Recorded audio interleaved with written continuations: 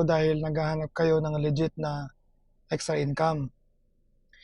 Idadagdag nyo lang po ito sa work ninyo ngayon, tapos boss ninyo yung sarili ninyo. Sa mga gusto pong mag-apply ng online sabong agent, may question and answer po tayo.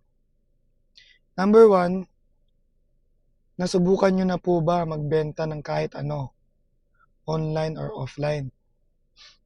Importanteng tanong po to dahil dito makikita yung diskarte ninyo sa marketing. Pwede naman sa mga friends, kamag-anak. Pero mas kikita ka talaga sa mga strangers.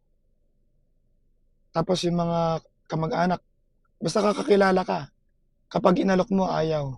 Ayaw nila. O yung number 2 naman, may potential players na po ba kayo? Depende na po ito sa inyo kung sino at saan nyo sila makikita. Number 3, meron ba kayong sariling GCash? Mas maganda po yun kapag fully verified. Tapos, unlimited players po. Get as much as you can. Dito po sa laro na to. Tapos po, lagay ko na lang dito yung contact dito sa space dito. Ilalagay ko na lang po dyan sa video.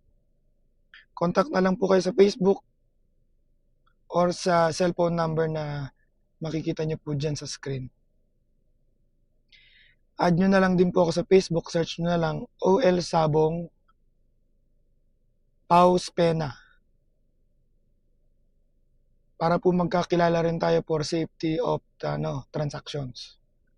Huwag po kayo mag-alala dahil may tutorial video naman akong ibibigay sa inyo kung paano po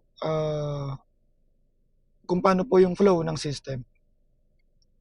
Mas madali na kasi kapag nag-hands-on na kayo, makikita nyo kung paano yung umaandar yung sistema ng sabong. Sige po, contact na lang po kayo anytime. Paolo Sobrepaño po. Thank you very much.